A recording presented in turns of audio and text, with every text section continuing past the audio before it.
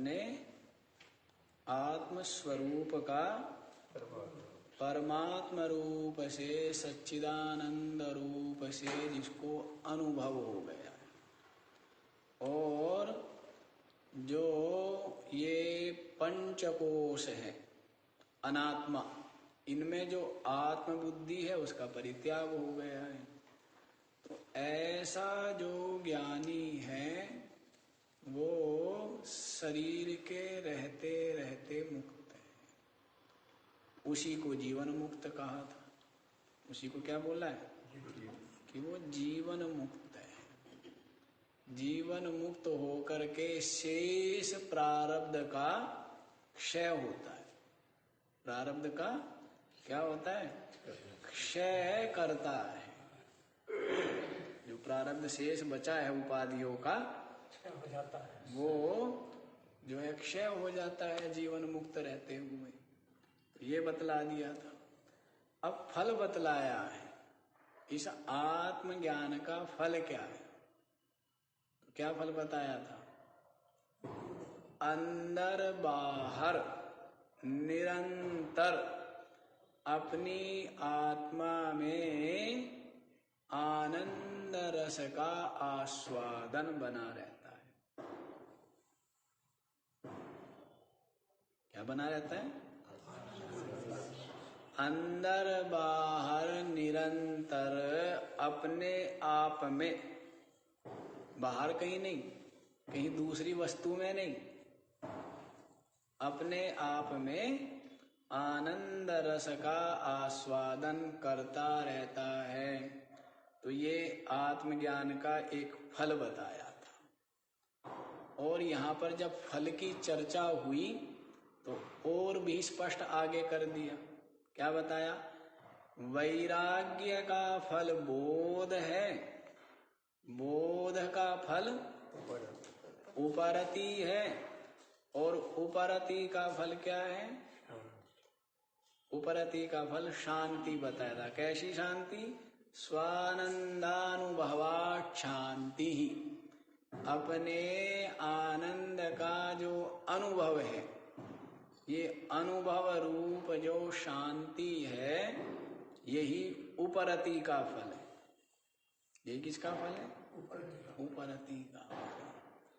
तो ऐसा ये अत्यंत विवेकी, अत्यंत विचारवान, महान बुद्धिमान, महान तपस्वी कैसा है? महान तपस्वी। देखो इतने कर्म और इतने उपासनाएं हैं वेदों में। वेदों में, शास्त्रों में इतने कर्म और उपासनाएं हैं। उनके अधिकारी भी होते हैं। लेकिन ये जो विद्या है, ये जो ज्ञान है, इसको सबसे दुर्लभ, सबसे दुर्गम, और इसके जो अधिकारी है, यमराज जैसे भी कहते हैं, त्वादृंग नो भूयात् नचिकेतः पृष्टा। हे नचिकेता, तेरे जैसे पूछने वाले हमें फिर मिले, अर्थात मिलते नहीं है। क्या कह रहे हैं? तेरे जैसा जिज्ञासु, तेरे जैसा वैराग्यवान, विवेकी हमें दोबारा फिर मिले, ऐसा शिष्य। यमराज जी कह रहे हैं तुम मिलते नहीं है, क्योंकि ये संसार जो है, दृष्ट श्रुत संसार, ये इतना विस्तीर्ण है, और इसकी ही चित्त में संस्कार और वासना, अभ्यास, स्वभाव बना हुआ है कि इस विस्तीर्ण संसार में ही ये जीव भटकता रहता है। क्या होता रहता है? भटकता रहता है। तीन गतियां बताई हुई है ना। तीन गति क्या क्या बताई? एक गति तो बताई थी जन्मना और मरना, और मरते ही फिर जन्मना और फिर मरना। एक गति तो है ये। दूसरी गति ये है कि जो शुभ कर्म करते हैं निष्काम भाव से, जो कर्म अनुष्ठान करते हैं, तो उनको क्या होती है? कर्मणा पितृलोकः, पितृलोक की प्राप्ति होती है। क्या होता है? पितृलोक की प्राप्ति होती है उनको जो क्या करते हैं? कर्म करते, कर्मानुष्ठान करते, यज्ञ याग आदि, या जो सत्कर्म कर रहे हैं, कुआ, तालाब, प्याऊ, भंडारा, यज्ञ, इनको क्या होती है? पितरलोक की प्राप्ति होती है। विद्या देवलोक, और जो उपासना करते, जिस जिस देवता को अभिष्ट लेकर के, इष्ट मान करके उपासना करते हैं, वो तत् देवता और उसके लोक को प्राप्त करते हैं, अनुभव करते हैं। तो 3 गति हो गई। एक तो देवलोक में, दूसरा उत्तरायण मार्ग से देवलोक में, दक्षिणायन या चांद्रायण मार्ग से पितृलोक में, और तीसरी गति है जन्मना और मरना, जन्मना और मरना।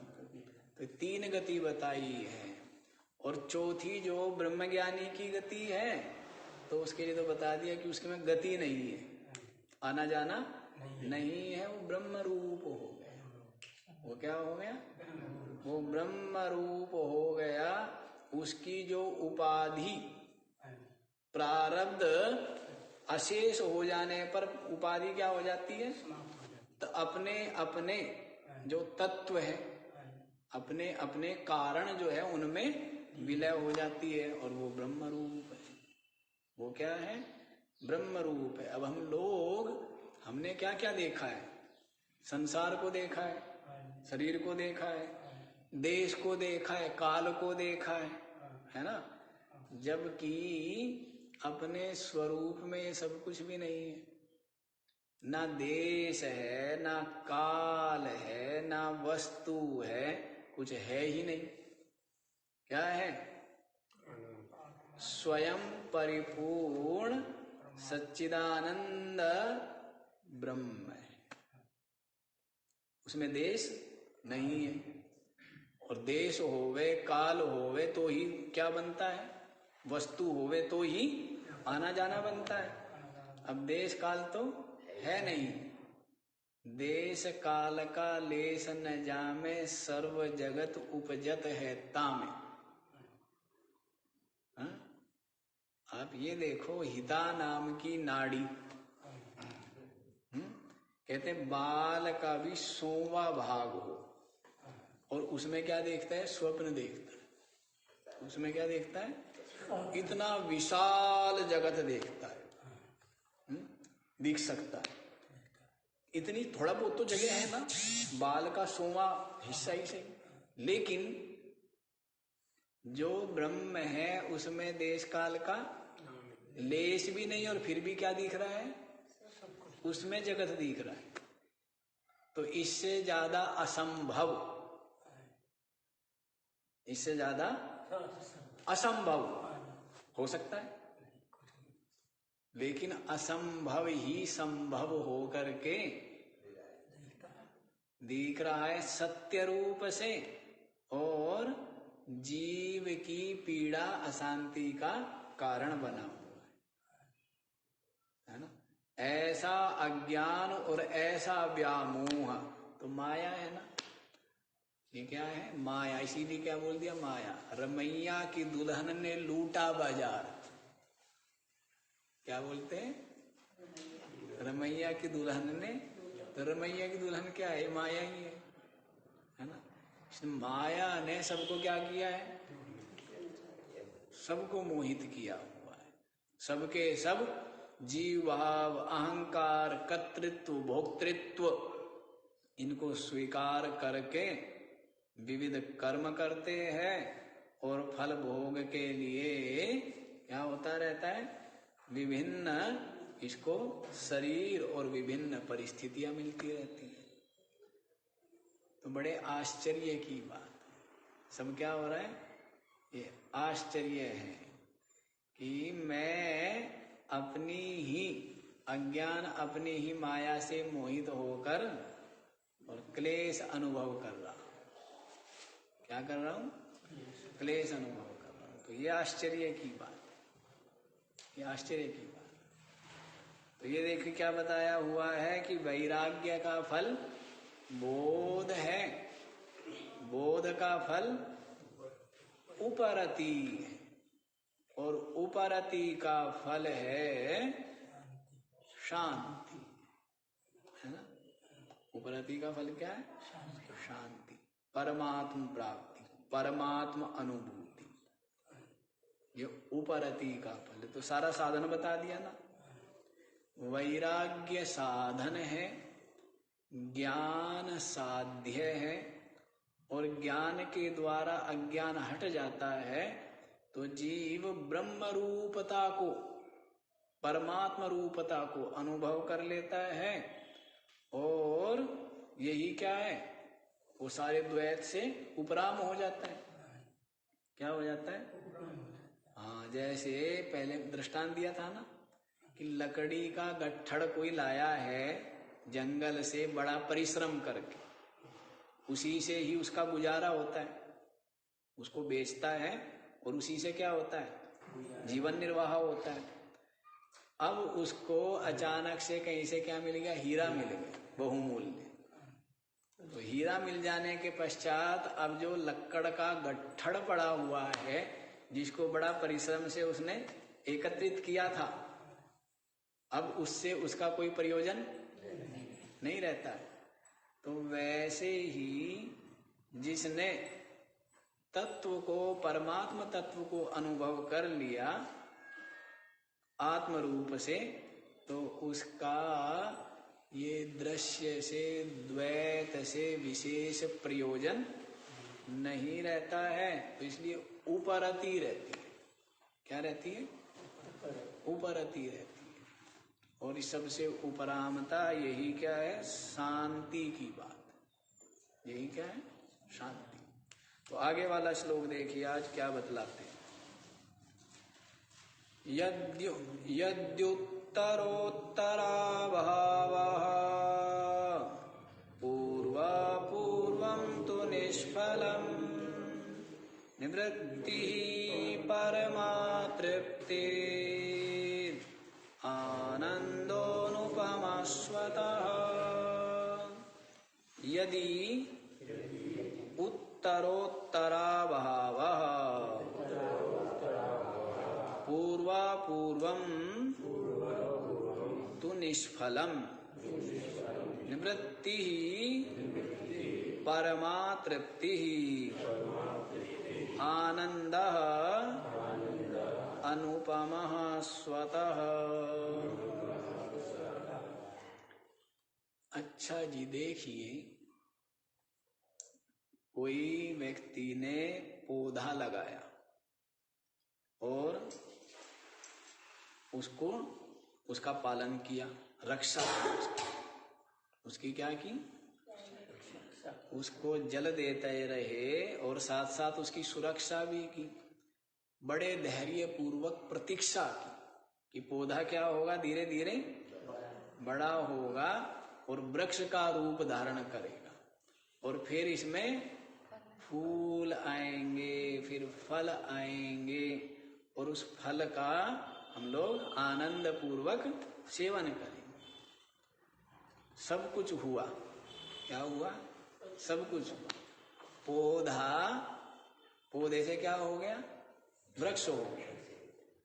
पत्ते, फूल सब आए, लेकिन फल नहीं आए। क्या हुआ? फल नहीं आया। तो इतना जो पुरुषार्थ है, जिस प्रयोजन के लिए उसने इतना परिश्रम किया, वो प्रयोजन सिद्ध नहीं। वैसे यहाँ पर बता रहे हैं कि यदि उत्तरोत्तराभाव, जिसके लिए पहले वाला है और वो उत्तर वाला नहीं मिला, तो पूर्वम तो निष्फलम, पहले वाला क्या हो गया? निष्फल, फल नहीं दिया ना। क्या हुआ? फल नहीं मिला। उत्तरोत्तराभावः पूर्वम तो निष्फलम। जैसे भोजन करते हैं एक प्रयोजन को लेकर के। क्या प्रयोजन? क्षुधा निवृत्ति। क्या प्रयोजन होता है? भूख की निवृत्ति करना। यही क्या है? यही भोजन करने में प्रयोजन है। अब भोजन करने से कभी ऐसा तो नहीं हुआ ना, या जल पीने से, कि भूख और प्यास न मिटी हो। तो प्रयोजन जो है वो सिद्ध हो जाता है कार्य करने से। तो वैसे ही यहाँ पर बता रहे हैं कि किसी को वैराग्य हो और ज्ञान नहीं हुआ। क्या हुआ? वैराग्य तो हुआ लेकिन ज्ञान नहीं हुआ, तो निष्फल हो गया ना वैराग्य। वैराग्य क्या हुआ? निष्फल। जैसे शुभ कर्मों के उदय होने से, ईश्वर अनुग्रह से इस जीव को क्या हुआ? मनुष्य शरीर की प्राप्ति हुई। क्या हुआ? मनुष्य शरीर की प्राप्ति हुई। अब मनुष्य शरीर की प्राप्ति का फल, प्रयोजन क्या है? कोठी बनाना है, यश प्रसिद्धि प्रतिष्ठा सम्मान वैभव, ये सब एकत्रित करना। जैसे कि जो अज्ञानी है वो तो यही समझता है, अज्ञानी तो यही मानता है ना। लेकिन शास्त्र क्या कहता है कि मनुष्य शरीर का प्रयोजन क्या है? परमात्मा को पाने की क्या हो? जिज्ञासा होनी चाहिए, जिसको क्या बोला है? मुमुक्षुता। 3 चीजें बताई थी ना शुरू में। क्या बताई थी? मनुष्यत्वम, मुमुक्षुत्वम, महापुरुष संश्रय। 3 चीजें दुर्लभ बताई। एक तो मनुष्यत्व, दूसरा मुमुक्षुत्व, और तीसरा महापुरुषों का संग। अब आप ये देखो, मनुष्य शरीर मिल जाता है। उसकी ज्यादा व्याख्या नहीं करेंगे हम, क्योंकि बहुत व्याख्याएं कर चुके हैं इन सब विषयों की। मनुष्य शरीर तो मिल जाता है, लेकिन मनुष्यता भी आ जाती हो ऐसा नहीं। मनुष्य शरीर तो कई अरब जीवों को प्राप्त है। 7-8 अरब जीवों को क्या प्राप्त है? मनुष्य शरीर प्राप्त है। लेकिन मनुष्य कितने हैं? मनुष्य का मतलब क्या है? मनुष्य का मतलब है जिसके हृदय में जीव मात्र के प्रति प्रेम हो, जिसके हृदय में सरलता हो, जो सहयोग की, सेवा की भावना जिसके अंदर में हो, वो क्या है? वो मनुष्य है। और जो केवल स्वार्थ ही स्वार्थ में डूबा हुआ है, वो मनुष्य नहीं। अब तो स्वार्थ का ही बोलबाला चलता है ना। बोलबाला जगत में किसका है? स्वार्थ का है, तो मनुष्य नहीं। परोपकार से, सेवा से, सत्कर्म से, सद्विचारों से क्या बनता है? ये मनुष्य बनता है। दूसरों को दुख देना मनुष्यता थोड़े। दूसरों को पीड़ा पहुंचाना मनुष्यता नहीं है। तो मनुष्य ही नहीं बन पाता। इसलिए मनु जी ने तो शुरू में ही कहा, मनुर्भवा, ज्यादा कुछ मत करो, मनुष्य बन जाओ तुम लोग, इतना ही बोलते। क्या कहते हैं? पहला ही सूत्र है मनुर्भवा, बस मनुष्य मनुष्य बन जाओ। छोड़ो देवता बनना, छोड़ो महात्मा बनना, छोड़ो परमात्मा बनना, क्या बन जाओ? मनुष्य बन जाओ, पर्याप्त है। मनुष्य ही नहीं बन पाता। तो मनुष्य, और जब मनुष्य बनेगा तभी क्या आएगी? मुमुक्षुता। क्या आएगी? मुमुक्षुता। तो जैसे मनुष्य शरीर पाने का फल क्या हुआ? मनुष्यता। और मनुष्यता किस लिए पाई गई है? मुमुक्षुता, मोक्ष की इच्छा हो, परमात्मा को जानने की, पाने की क्या होने चाहिए? अभिलाषा। तो इसी का नाम क्या है? मुमुक्षुता। अब मुमुक्षुता हो और किसी विवेकी ज्ञानी महात्मा का सत्संग ना मिले तो फिर क्या हुआ? बिना आंखों का शरीर, बिना आंखों के शरीर की जो स्थिति होती है, वैसी विवेक के बिना, ज्ञान के बिना तो जीवन व्यर्थ ही है ना, जीवन व्यर्थ ही है। परमात्मा क्या है, कैसे परमात्म प्राप्ति हो, कहाँ पर बैठा हुआ है, परमात्मा का तात्विक स्वरूप क्या है, तो ये सब बातें सत्संग के माध्यम से ही ज्ञात होती है। और परमात्म चिंतन करता है और हृदय में ही आत्म रूप से परमात्मा को क्या करता है? अहम सर्वस्य चाहम हृदय सन्निविष्टा। कौन से अध्याय में बताया? 15वें अध्याय में, शायद 15वां ही श्लोक है। अहम सर्वस्य हृदय सन्निविष्टा, मैं संपूर्ण जीवों के हृदय में विराजमान हूं। क्या बोला है?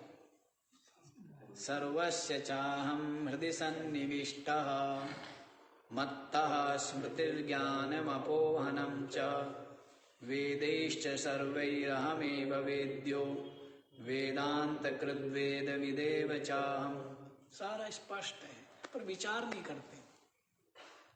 अहम सर्वस्य जीवस्य हृदय सन्निविष्ट, मैं संपूर्ण जीवों के कहा हूं? अब जीवों को तो देता है दुख, करता है द्वेष, करता है ईर्षा, और प्रसन्न करना चाहता है किसको? पाना किसको चाहता है? देख ली, मैं समस्त भूतों के हृदय में विराजमान हूं। मत्तः स्मृतिर्ज्ञानम अपोहनम च, मत्तः मेरे से ही है सब, मेरे से ही क्या है? स्मृति है, ज्ञान है और उसकी विस्मृति है। किससे है? जैसे असंख्य पदार्थ है। कितने पदार्थ हैं? गाड़ी है, कुर्सी है, मेज है, दीवार है, दरवाजे है, घड़ी है, पंखा है, कितने पदार्थ हैं। प्रकाश न हो तो, सबके होते हुए भी, सब कुछ होते हुए भी जो अब आनंद देने वाले हो रहे हैं वही क्या हो जाते हैं? अंधेरे में दुख देने वाले हो जाएंगे ना, है? तो वैसे ही यदि इस हृदय में चेतन तत्व, परमात्म तत्व ना हो तो ये बुद्धि जड़, ये मन जड़, ये इंद्रिया जड़, ये शरीर जड़, सबका सब क्या है? ये प्राण जड़। तो जो चेतन तत्व है, आत्म तत्व, परमात्म तत्व, उसके कारण से ही क्या हो रहा है? बुद्धि में ज्ञान, स्मृति और उसका नाश सब किसकी सत्ता से है? चेतन तत्व की सत्ता से।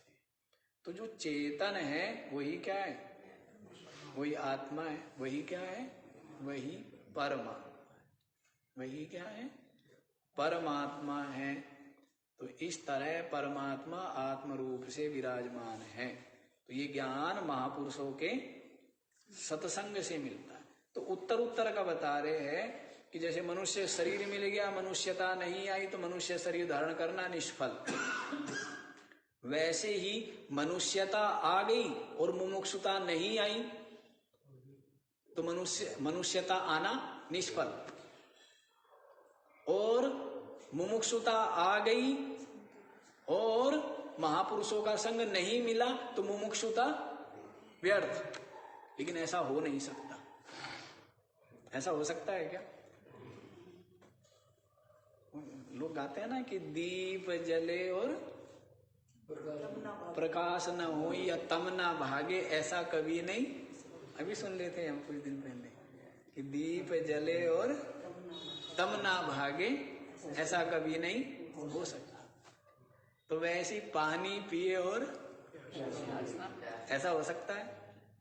वैसे ही पहले वाला साधन होगा तो आगे वाला तो आएगा ही आएगा। ज्ञान नहीं होता, क्यों नहीं होता? वैराग्य नहीं होता। वैराग्य होगा तो ज्ञान होगा ही होगा। यहां पर उल्टा कह रहे, यहां पर क्या बोला है कि यदि उत्तर वाला नहीं मिला, बाद वाला नहीं मिला तो पहले वाला निष्फल है। जबकि आपको ये बता रहे हैं पहले वाला होगा तो आगे वाला तो होगा ही होगा। ऐसा हो ही नहीं सकता, ये संभावना ही नहीं है। समझ आ रही है? ऐसा हो ही नहीं सकता। दीप जले प्रकाश ना हो, जल पिए और प्यास ना पीटे, ऐसा हो सकता है? वैसी वैराग्य हो और ज्ञान ऐसा नहीं हो। हाँ, वैराग्य हो ज्ञान ना हो, ऐसा हो सकता है क्या?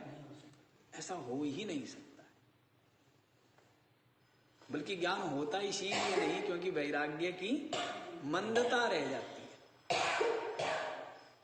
वैराग्य की मंदता के कारण से ज्ञान नहीं होता है। तो ये बात देखिए आप कि वैराग्य होगा तो ज्ञान होगा ही होगा। ज्ञान होगा तो उपरामता आएगी ही आएगी, और उपरामता आएगी तो अपनी आत्मा का जो निरंतर आनंद रूप जो शांति है उसकी प्राप्ति होगी ही होगी। अच्छा देखो, जो कोई व्यक्ति प्यासा है वो पानी ढूंढ लेता है ना। प्यास नहीं है, पास में गंगा जी बह रही है, कोई प्रयोजन? दृष्टिपात भी नहीं करता है। और जब प्यास लगी हो तो 100 योजन दूर से भी क्या करेगा? जल को ढूंढेगा ना। तो वैसे ही है, मनुष्यता आ गई तो मुमुक्षुता आएगी ही आएगी। और मुमुक्षुता जब आएगी तो महात्मा को खोजेगा ही खोजेगा, वो बैठेगा ही नहीं। प्यासा बैठ सकता है क्या? थोड़ा धैर्य रख लेगा, प्यासा व्यक्ति रख लेगा, वो धैर्य नहीं रख पाएगा। जब तीव्र प्यास होगी तो धैर्य, वो तो पूरा हाथ पैर मारेगा, पूरा छटपटाएगा, प्रयत्न करेगा। तो वैसे ही जो मुमुक्षु है वो महात्मा को, महापुरुष को ढूंढ ही लेगा, उनके चरणों में उपस्थित हो ही जाएगा। बड़ी लगन होती है, बड़ी तड़प होती है, बड़ी तड़प होती है कि जिसके जीवन का लक्ष्य ही तत्व अनुभूति है, तो वो तो निरंतर उसी में लगा रहता है। जैसे संसारी, वो बोल दिया ना कि रामचरितमानस में बोलते हैं ना, कामई नारी प्यारी जिमी, लोभई प्रिय जिमी दाम, तिमि रघुनाथ निरंतर। तो जैसे कामी जो है, कामी कामिनी, वो क्या ढूंढते हैं? पुरुष स्त्री को ढूंढते हैं। वैसे ही लोभी है, वो किसको ढूंढता है? धन को ढूंढता है। तो वैसे ही जो जिज्ञासु है वो किसको ढूंढेगा? कि कोई संत मिले और मेरी सारी जिज्ञासाएं, असंख्य प्रश्न है, असंख्य प्रश्न है। परमात्मा कहाँ है, कैसे प्राप्ति हो, कहाँ बैठा है, तो ये सब जब विचार करेगा। देखो, सगुण सोपाधिक परमात्मा वो तो हम बताते ही हैं, उसको पाना वो अलग चीज है, लेकिन तत्व से परमात्मा प्राप्ति, तत्व से परमात्मा प्राप्ति, कश्चिन माम वेत्ति तत्वता, तत्व से परमात्मा प्राप्ति करने की तरफ बढ़े तो कितना पुरुषार्थ चाहिए, बहुत पुरुषार्थ चाहिए। इसलिए 2 तरह की मुक्ति बताई थी ना। मैं सोच रहा था 2-3 दिन पहले कि आप लोगों को पुनः स्मरण करा दूं। 2 मुक्ति बताई थी। क्रम मुक्ति, देखो माइयों ने बता दिया। 2 तरह की मुक्ति बताई, एक क्रम मुक्ति और एक सद्यो मुक्ति। हाँ जी, समझ गए क्या? क्रम से, और एक है सद्यो।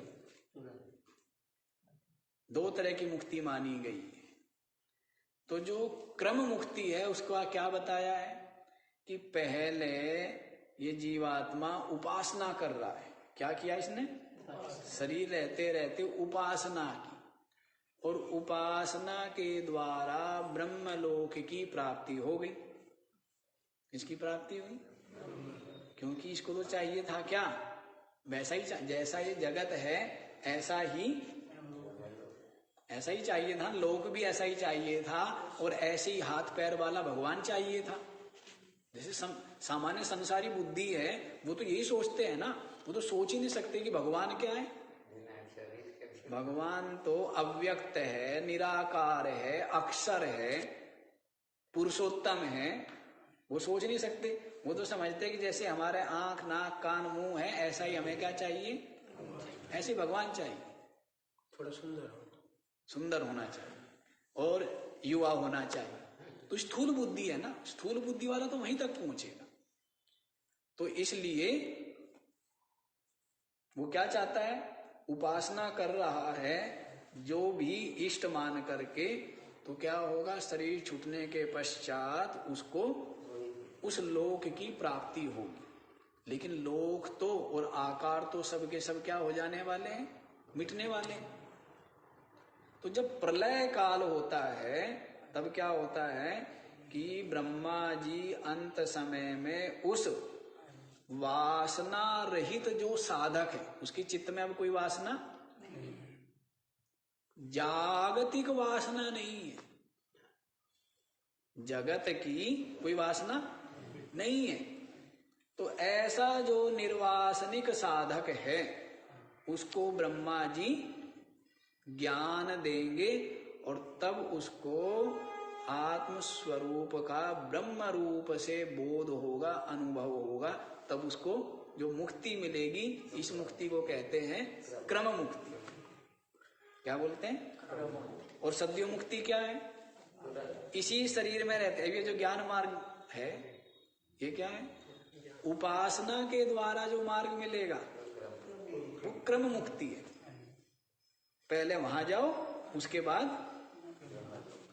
और ये सद्यो मुक्ति है। मतलब वो जो मुक्ति है वो मरने के बाद मिलेगी, और ये जो सद्यो मुक्ति है ये, इसको जीवन मुक्ति भी कहते हैं। जीवन मुक्ति कहो, सद्यो मुक्ति कहो, वो क्या हो सकती है? वो ज्ञान से ही हो सकती है। शरीर रहते रहते मुक्त हो जाना वो उपासक को नहीं होती है। कर्मकांडी या उपासक को शरीर छूटने के बाद ही मोक्ष मिलता है। लेकिन जो ज्ञान मार्ग का साधक है उसको शरीर रहते रहते। अब श्री कृष्ण किस मोक्ष के पक्षधर है? श्री कृष्ण जीवन मुक्ति के पक्षधर है। हाँ जी, बंद कर लो, बंद में नहीं होते हैं। श्री कृष्ण किस मुक्ति के पक्षधर है? जीवन मुक्ति के पक्षधर है। लेकिन जो स्थूल बुद्धि साधक है वो तो बता दिया वो क्रम मुक्ति। लेकिन साथ साथ ये भी ध्यान रखना कि क्रम मुक्ति भी उनकी ही होगी जो जगत की समस्त संस्कार वासना से रहित हो गए। नहीं तो उनके लिए भी कह दिया है, आ ब्रह्म भुवना लोका पुनरावर्तिनो अर्जुना।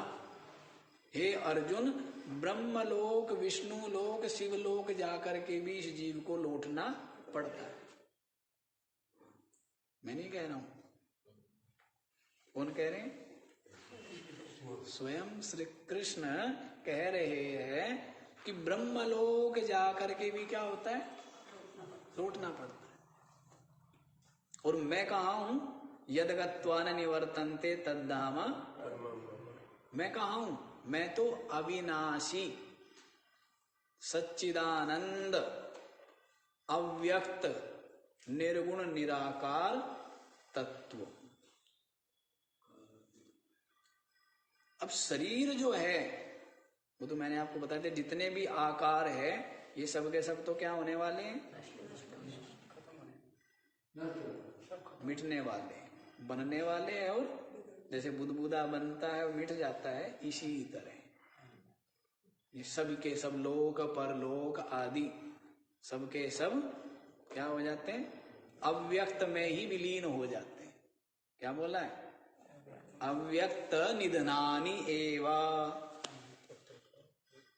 अव्यक्त क्या बोला है? आदीनि अव्यक्त, मध्यानि व्यक्त और निधनानि अव्यक्त। अव्यक्त थे, बीच में व्यक्त हो गए और बाद में क्या होंगे? अव्यक्त में ही लीन हो जाएंगे। ऐसा सब कुछ स्पष्ट बतलाया हुआ है। तो यहीं पर देखो जी, वैराग्य होगा तो बोध हो जाएगा, और बोध जिसको हो गया, आवरण जिसका हट गया बुद्धि पर से, तो ऐसे जो विवेकी है वो हृदय में ही और शरीर रहते रहते ही। लेकिन वैराग्यवान होना सहज कार्य, महान पुरुषार्थी, महान तपस्वी, महान बुद्धिमान, महान संयमी, महान विचारवान, वही क्या होता है? वैराग्यवान। सहज कार्य नहीं है। क्या बताया था वैराग्य का लक्षण? याद है? इहा मूत्र फल भोग विराग, इह अमूत्र फल भोग विराग। इस लोक के परलोक के समस्त भोगों से वैराग्य का होना, यही क्या है? देखे सुने, वो तो क्या देखे है, और स्वर्ग आपने सुना है ना? दृष्ट श्रुत, क्या बोलते हैं हमारे संस्कृत में? दृष्ट श्रुत, हिंदी में बता देंगे देखे सुने। जितने भी भोग समुदाय है, लोक परलोक है, उनकी इच्छा का न होना, यही क्या है? ये वैराग्य। ब्रह्मलोक लो भोग जो चाहे सपन को त्याग, तेज अर्थ ज्ञाता मुनि ताई कहता ही वैराग्य। कितनी बड़ी बड़ी वैराग्य के लक्षण है। ब्रह्मलोक लो भोग जो, ब्रह्मलोक पर्यंत जितने भी भोग, अब संसारी जीव तो संसार के भोग ही नहीं छूट पाते हैं, उनकी ही आशा तृष्णा में उलझा रहता है। तो यहां कह रहे हैं कि ब्रह्मलोक के भी भोग, उनकी भी आकांक्षा जिसको, अब हम लोगों से पूछते हैं कि स्वर्ग चाहिए क्या, तो सब मना कर देते हैं। स्वर्ग चाहिए नहीं और संसार छूटता नहीं, तो झूठी बात है ना। सबसे किसे पूछा ना, सुन रखा है कि स्वर्ग तो क्या है? स्वल्प। भाई स्वर्ग में तो जाकर के क्षीणे पुण्य मृत्युलोकम विशंति, सुन रखा है। अब आप ये देखो, यहाँ की तो छूटते नहीं है, न विषय, न वस्तु, न पद, न पदार्थ, यहाँ के तो छूटते नहीं है। और क्या कहते? स्वर्ग, स्वर्ग नहीं चाहिए जी मेरे को, तो झूठ बोल रहा है वो। स्वयं अंधकार में, स्वयं अंधकार में। यहाँ के ही जो अनुकूल विषय है वो छूटते नहीं है। तो स्वर्ग के मुझे नहीं चाहिए ऐसा जो कह रहा है वो उसका भ्रम मात्र है। और यहाँ पर तो कह रहे हैं वैराग्य कौन है, वैराग्यवान, कि ब्रह्मलोक के भी भोग जिसको नहीं चाहिए। और भोला बाबा ने तो क्या कहा था, ब्रह्मादि का ऐश्वर्य भी जिसके लिए खरबहार है। मतलब इस मार्ग में मोक्ष को पाना, तत्व रूप से आत्मानुभूति, तो बताते कितना विवेक चाहिए। ब्रह्मादि का ऐश्वर्य भी जिसके लिए खरबहार है। ब्रह्मा की पदवी, लोग ब्रह्मलोक चाहते हैं, यहां कह रहे ब्रह्मा की पदवी भी मिल जाए तो उसको भी गधे का बोझ समझता है। क्या बोला है ना, ब्रह्मा की पदवी भी उसको भी गधे का बोझ समझता है। वो चिंतन किया है शास्त्रों में। अब ये देखो, ये कहते हैं आनंद मीमांसा सुनी आप लोगों ने, नहीं सुनी? वो सही तो श्लोक हमारे को भी ध्यान नहीं है, वो सही तरह से बताना पड़ेगा आपको कभी। ये कहते हैं संपूर्ण भूमंडल का साम्राज्य शत्रु रहित निष्कंटक साम्राज्य किसी व्यक्ति को मिल जाए, वो स्वस्थ भी हो, युवा भी हो, धन धान्य संपन्न भी हो, और संपूर्ण भूमंडल का क्या है, वो एक छत्र राज्य है। उसको जो सुख मिलता है उसका 100 गुना सुख कहते एक यक्ष को है। उस यक्ष का भी 100 गुना सुख कहते गंधर्व को है। उस गंधर्व का भी 100 गुना सुख, कई तरह के देवता है, आजानज देवता है, पितृ देवता है, तो चलो पितृ देवताओं को है। पितृ देवताओं का भी 100 गुना ज्यादा सुख किनको है, देवताओं को है। देवताओं का भी 100 गुना सुख किसको है, इंद्र को है। इंद्र का भी 100 गुना सुख किसको है, गुरु जी को, बृहस्पति जी को। बृहस्पति जी का 100 गुना सुख किसको है, ब्रह्मा जी को। किसको है, और ब्रह्मा जी का अनंत गुना सुख किसको है, ब्रह्मज्ञानी को है। क्या बताए, ब्रह्मा जी का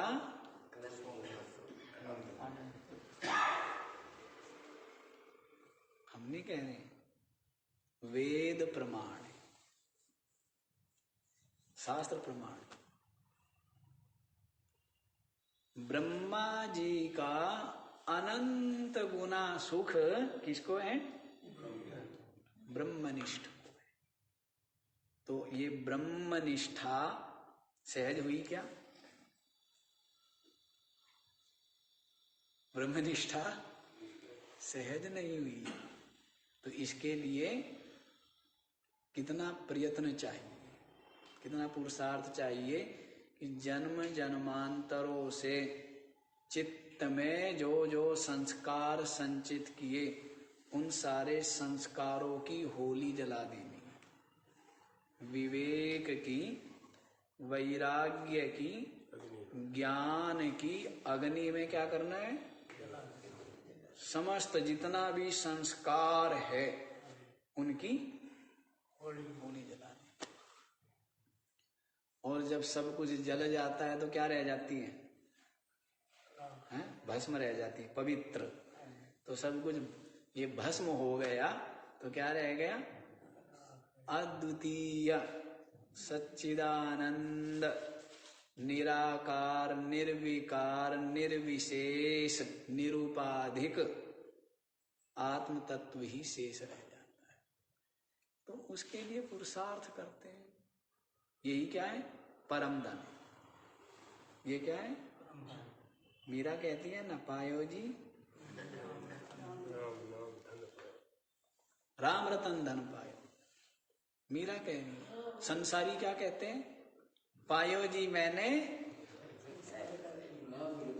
धन पा लियो। नहीं, संसारी तो धन को चाहता है ना। और मीरा क्या कहती है? पायो जी मैंने इस धन को छोड़ दिया और उस धन को महत्व दिया है। संसारी लोग तो इसी धन को महत्व देते हैं ना, वो नहीं जानते। कहते कोई महात्मा किसी गृहस्थ के द्वार पर गया, भिक्षाम दे, भिक्षा दो। तो वो जो घर था किसी किसान का घर था। उसने कहा महाराज भोजन कोई ऐसे ही नहीं होता आ जाता है, उसके लिए बहुत परिश्रम करना पड़ता है। भोजन के लिए क्या करना पड़ता है? और बड़ी लंबी प्रक्रिया नहीं है। अब तो सब कुछ सहज हो गया, सहज लगता है। ये तो कितनी लंबी प्रक्रिया है। सहज है क्या? कितना धैर्य, कितनी तपस्या, कितना परिश्रम, तब जाकर के अनाज कहाँ आता है। अब उस अनाज का आज के लोग जो अज्ञानी मूल्य नहीं जानते, ना रोटी का मूल्य जानते और ना उस चावल के एक दाने का कितनी शक्ति लगी है उसमें। बारंबार मैं कहता हूं ना, धरती की कितनी ताकत लगी, सारे तत्वों ने, हवा ने, धूप ने, पानी ने, आकाश ने, सबको उसको बढ़ाया है। प्रकृति ने पूरी ताकत लगाई, किसान ने ताकत लगाई, है ना।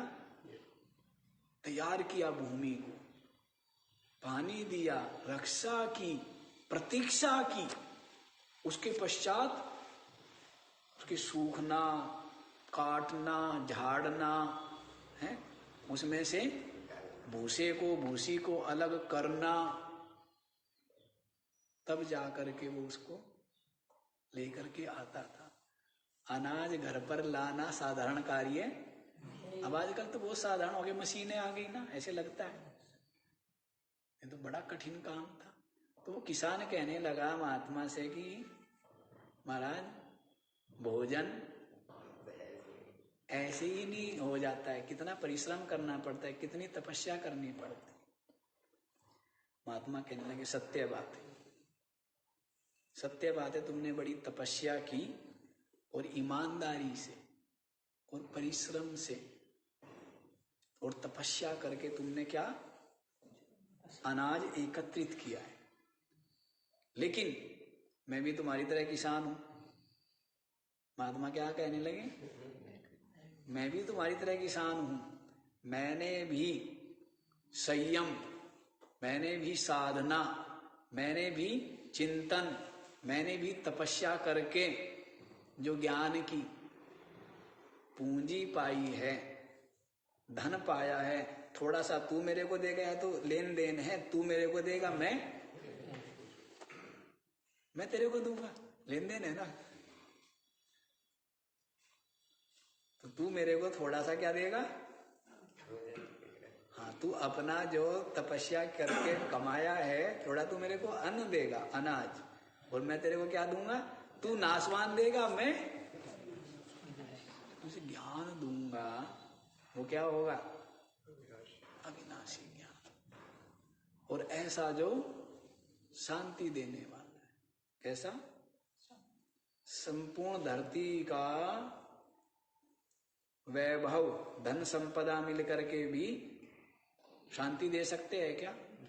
और यदि संतोष है तो, यदि विवेक है तो, यदि समझ है तो थोड़े में भी आनंद ही आनंद है।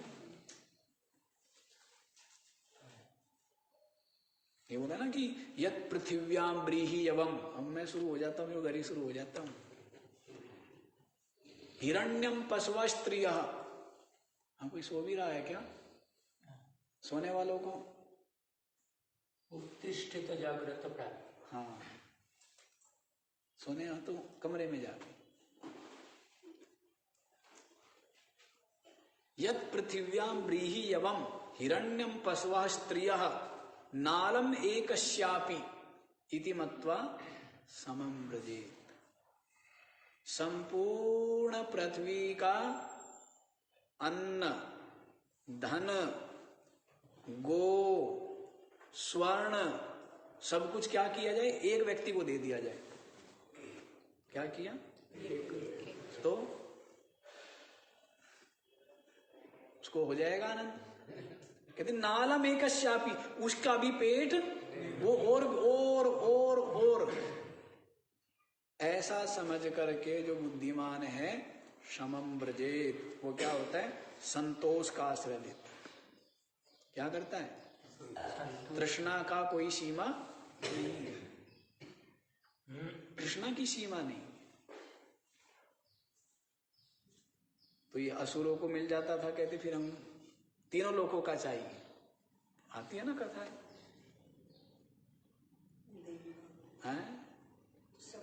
सब चाहिए। अर्जुन, लेकिन जो विवेकी है ना, विवेकी अर्जुन क्या है? विवेकी है। तो क्या कहता है कि हस्तिनापुर को तो छोड़ दो, हस्तिनापुर को तो छोड़ ही दीजिए, संपूर्ण भूमंडल का साम्राज्य भी यदि मुझे मिल गया ना तो भी मेरा शोक दूर होने वाला नहीं है। और छोड़ दो संपूर्ण पृथ्वी का भी, क्या बोला है? मुझे स्वर्ग का भी है? स्वर्गम चाधिपत्यम ऐसे करके बोला है ना, कि मुझे स्वर्ग का भी अधिपति बना दिया जाए तो भी मेरा शोक दूर होने वाला नहीं है। कैसे दूर होगा? तो ज्ञान से ही होगा। तो क्या दिया है अर्जुन को? क्या दिया है? ज्ञान दिया। और ज्ञान को पा करके क्या बोल गया? नष्टो मोह स्मृति लब्धा त्वत्प्रसादात् मयाच्युत स्थितोस्मि गत संदेह करिष्ये वचन। दिव्य दिव्य बात है ना। नष्टो मोह, साधारण बात है। संसारी इतना सत्संग सुनता है, मोह नष्ट नहीं होता, और नष्ट करना भी नहीं चाहता। नष्ट तो होता इसलिए नहीं क्योंकि हाँ क्या गड़बड़ हो जाएगी इन महात्माओं की मान के। तो जबकि सत्संग किस लिए किया जाता है? मोह नष्ट करने के लिए, क्योंकि मोह तो महाव्याधि है ना। मोह बना है तो क्लेश ही बना रहेगा। मोह दूर करने के लिए ही सत्संग है, लेकिन सत्संग सुनता रहता है, मोह होता ही नहीं है। अर्जुन का क्या कहता है? अर्जुन कहता है नष्टो मोह स्मृतिर, अब मुझे स्मृति हो गई, ज्ञान आ गया, अपने पता लग गया वास्तविकता का कि दो तत्व है, एक नाशवान है और मैं अविनाशी तत्व। स्मृति लब्धा त्वत्प्रसादात्, आपकी कृपा से। क्या कृपा क्या है? ये जो उपदेश दिया है ना, ज्ञान, यही क्या है? इसको साधन। देखो समय समय की बात है, सत्संग को और ज्ञान को सबसे ज्यादा साधारण समझता है, जबकि सबसे ज्यादा मूल्यवान महत्वपूर्ण क्या है? ज्ञान से ही, सत्संग से ही तो दूर हुआ है ना अर्जुन का मोह, और परीक्षित का मोह किससे दूर हुआ है? ज्ञान से ही दूर हुआ है। तो कहते हैं त्वत्प्रसादात्, गुरु की कृपा क्या है? शिष्य के ऊपर प्रसन्न होकर के उपदेश देना, यही क्या है? यही गुरु का प्रसाद। प्रसाद बोलते ना, प्रसाद तो लेते, लेकिन प्रसाद तो ये, वो प्रसाद तो हम इसलिए देते हैं कि कल भी आ जाए हलवे के बहाने। लेकिन असली प्रसाद क्या है? वो तो प्रसाद ऐसा ही है कि हाँ भाई याद दिला रहे, जो प्रसाद लिया है ना अंदर, वो वाला प्रसाद भूलना नहीं। समझे सेठ जी? प्रसाद वो है, हाँ वो तो है, बाह्य प्रसाद है, उसका कोई ज्यादा महत्व नहीं है। प्रसाद तो ये है, गुरु का प्रसाद, गुरु की प्रसन्नता, गुरु की कृपा, ये उपदेश ही, और इसी से मोक्ष बोला है ना, मोक्ष मूलम गुरु कृपा है। गुरु कृपा। गुरु कृपा क्या है? गुरु कृपा है उपदेश देना, और मोक्ष किससे होगा? ज्ञान से ही होगा ना, उपदेश से ही होगा। तो इसलिए अर्जुन कहता है क्या, नष्टो मोह स्मृति लब्धा त्वत्प्रसादात् मयाच्युता, मेरा मोह भी नष्ट हो गया, स्मृति भी प्राप्त हो गई आपकी कृपा से। स्थितोस्मि, अब क्या हो गया है, जो मेरा चित्त चंचल था ना, अब क्या हो गया, गत संदेह, संदेह दूर हो गया। क्या क्या संदेह था? मैं मर जाऊंगा, ये मर जाएंगे और मुझे पाप लगेगा, तो जान गया, ना तो ये मरते न मैं मरता, शरीर किसी के रहते नहीं और आत्मा किसी की मरती नहीं। ये ना तो भीष्म द्रोणादि मरते हैं, ना मैं मरता हूं, और मुझ आत्मा को पाप लगता नहीं है। मुझ आत्मा को हत्वापि स इमान लोकान न हंति न निबध्यते, जैसे जबरदस्त ज्ञान है। आगे आगे सुनेंगे, शायद ये 18वें अध्याय में आएगा। हत्वापि स इमान लोकान, ब्रह्मनिष्ठ ने अपने हाथ में तलवार लेकर के, वैसे बताना भी नहीं चाहिए दुनिया को, क्योंकि लोग नहीं समझ पाते, वो ज्ञान ही इतना ऊंचा है, गीता जी में ही है। इमान सर्वान लोकान हत्वापि, सारी धरती का एक एक जीव मार दिया। क्या किया? सारे प्राणी मार दिए, सारे मनुष्य जीव जंतु मार दिए किसी ब्रह्मज्ञानी ने, और सबको मार के भी उसको पाप, ये ज्ञान है, ये दिव्य ज्ञान। इमान सर्वान लोकान हत्वापि, संपूर्ण जीवों को मार दिया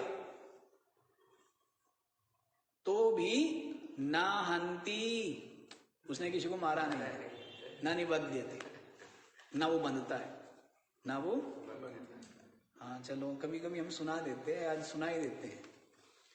एक बार क्या हुआ, चलो कभी कभी सुनाना भी चाहिए, हम सुना के आए थे, इसलिए कई वर्षों बाद ध्यान आया है हमें आजकल थोड़ा कहानी हम कम ही सुनाते हैं।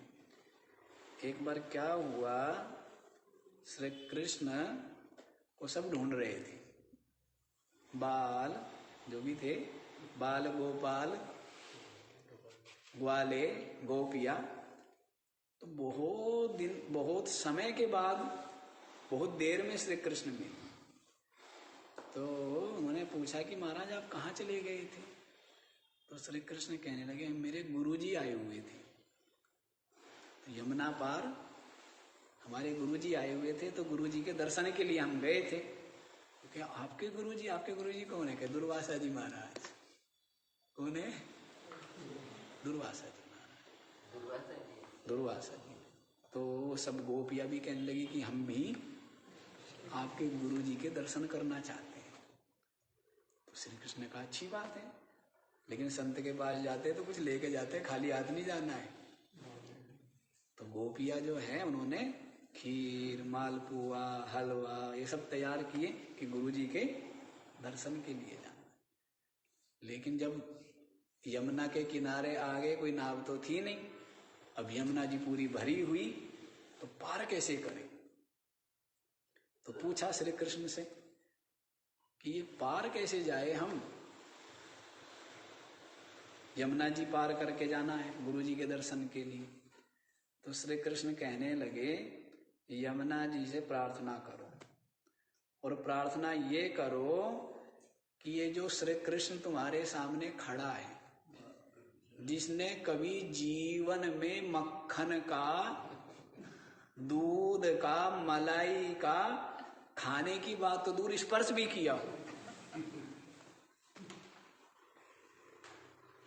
ना कभी चोरी की, इसने श्री कृष्ण ने कभी जीवन में अब उनको तो सबको पता था कि झूठ बोल रहा है, सबने देखा था क्या रोज मक्खन की चोरी की और चोरी कर करके सारा खा गया। अब कह क्या रहा है कि यमुना जी से प्रार्थना करो कि ये जो हमारे श्री कृष्ण है, इन्होंने जीवन में कभी मक्खन, मिश्री, दूध, मलाई खाने की बात तो दूर कभी छुए भी हो तो यमुना मैया हमें रास्ता दे दे। अब ऐसा उन्होंने बोला और यमुना जी ने, तो उनके मन में आया ये भी झूठा और ये भी झूठ, पर चलो विश्वास रखा, चले गए यमुना जी पार करके। टोकरा लेके गए है ना, खीर है, मालपुआ, हलवा, बहुत चीजें हैं। अब गुरु जी के पास गए, अब वो तो बैठे हुए थे, महात्मा तो बहुत दिनों से भूखे थे, कहाँ मिलते, अब रोज रोज भंडारे। आज ही मैं सोच रहा था, सुबह घूमने गया ना, कि महात्माओं का भोजन क्या रहता था, वही फल फूल पत्ते हैं, साग, रोटी भी मतलब रूखी बिना चुपड़ी, और कोई दाल नहीं, सब्जी नहीं। और मैं देख रहा हूं कि अब भंडारा भंडारा भंडारा, मिठाई है, गुलाब जामुन है, रायता है, खीर है, मालपुए है, जबकि ये भोजन जो है ये महात्माओं का भोजन तो नहीं है, ये तो रजोगुणी लोगों का भोजन है। अब ये भोजन कभी कभार हो तो ठीक है, अब रोज यही भोजन होगा तो चित्त क्या होगा, वो संयमी हो पाएगा, वो तपस्वी हो पाएगा।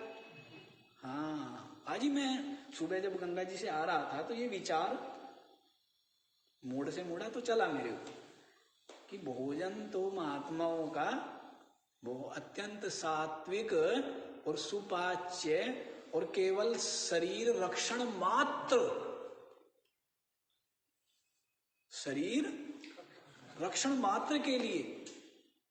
अब माल ताल खाएगा तो फिर तो बुद्धि मलिन होगी होगी, है ना। तो महात्माओं का भोजन नहीं है, तो कभी कभार मिलता था महात्माओं को भंडारा, लेकिन अब भंडारे हाँ रोज मिल जाते हैं, तो फिर वो क्या है, भंडारा रह जाता है और बाकी चीजें सत्संग, स्वाध्याय, साधन, भजन सब छूट जाता है। अच्छा चलो, तो दुर्वासा जी के पास आज समय ज्यादा हो गया, पहुंच गए, ले करके रख दिया सबने, सब लेके गई है ना, इतना कुछ रख दिया है। दुर्वासा जी तो बहुत भूखे थे और वैसे भी महान तपस्वी, महान योगी, तो जितना कुछ था उन्होंने तो बेचारे ने सोचा था हम भी चल के आई, दोपहर का समय है, सुबह से बनाया भी है, हमें भूख लगी हुई है, थोड़ा बहुत प्रसाद मिलेगा। पर बाबा जी बड़ा विचित्र, सारा ही खा गया, चाट भी लिया, है ना, सारा ही, बिल्कुल कुछ भी नहीं छोड़ा। अब वो देख तो रही है कि कम से कम, पर बाबा जी तो बिल्कुल निर्दयी, सारा खा गया। अब खा करके कहने लगा भाई बहुत आशीर्वाद, आनंद करो और अब जाओ आप लोग। तो महात्मा को क्या मतलब किसी से, महात्मा को मिल गई भिक्षा, है, महात्मा अपने रास्ते, तुम अपने रास्ते जाओ भाई। तो कहने लगी वे देविया कि महाराज जब हम आए थे तो ऐसे रास्ता मिल गया था, अब हमें जाना है तो यमुना जी पूरी चढ़ी हुई, रास्ता कैसे मिले। तो दुर्वासा जी कहने लगे कि यमुना जी किनारे खड़े होकर प्रार्थना करो कि हमारे गुरुजी दुर्वासा जी ने इतना खीर, मालपुआ, ये सब कुछ बनाया, यदि खाने की बात तो दूर कभी स्पर्श भी किया हो, चखा भी हो, तो यमुना जी रास्ता दे दे।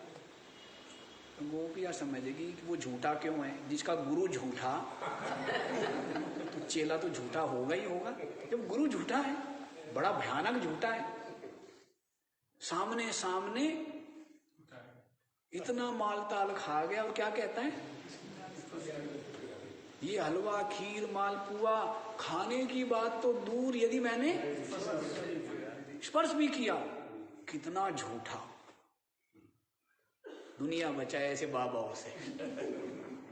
गोपियां सोच रही है, लेकिन ऐसा बोला और रास्ता मिल गया। हाँ तो गए भाई, घोर कलयुग आ गया, झूठों की चलती है, गुरु झूठा, चेला झूठा, ये यमुना जी और भी विचित्र, ये भी झूठों का ही साथ दे। आ तो गए फिर श्री कृष्ण से ये पूछा कि महाराज ये कहानी बताओ हमें। तो श्री कृष्ण कहने लगे कि दुर्वासा जी अपने को शरीर नहीं मानते, वो क्या जानते कि मैं चेतन हूँ, मैं आत्मा हूँ, मैं ब्रह्म हूँ। और आत्मा भोगता है क्या? आत्मा तो अभोक्ता है। आत्मा तो क्या है? अभोक्ता है। तो इसलिए दुर्वासा जी की आत्मबुद्धि क्या है? शरीर में आत्मबुद्धि है या अपने स्वरूप में आत्मबुद्धि है? तो झूठ बोला दुर्वासा जी ने? कोई झूठ नहीं बोला। शरीर ने खाया होगा, इंद्रियों ने चखा होगा, लेकिन मैंने ना चखा ना छुआ। हाथ ने छुआ होगा लेकिन मैंने थोड़ा छुआ।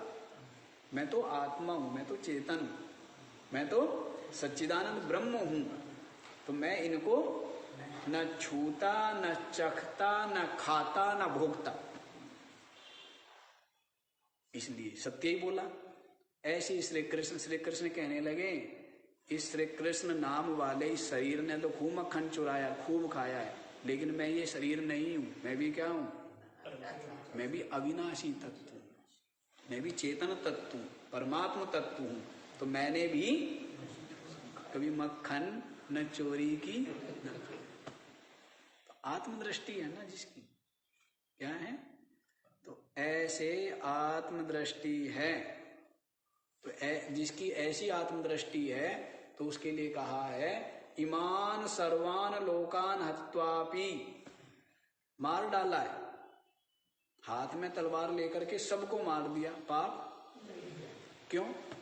शरीर से अलग।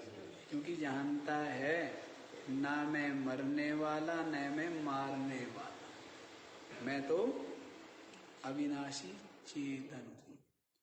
और शरीर की उपाधि से और जगत की मर्यादा के लिए जो कुछ भी हो रहा है होवे, उससे मेरा कोई संबंध नहीं। जो कितने युद्ध लड़े, कितने जीव मरवाए, लेकिन पाप लगेगा क्या? कोई पाप नहीं लगेगा, क्योंकि वे जानते हैं कि मैं आत्मा हूं, चेतन, ब्रह्म, मुक्त। चलो आज इतना ही, बाकी का विचार कल करेंगे। कभी कभी आनंद की बात है कि पहले हम सुना दिया करते थे ये सब चीजें। ओ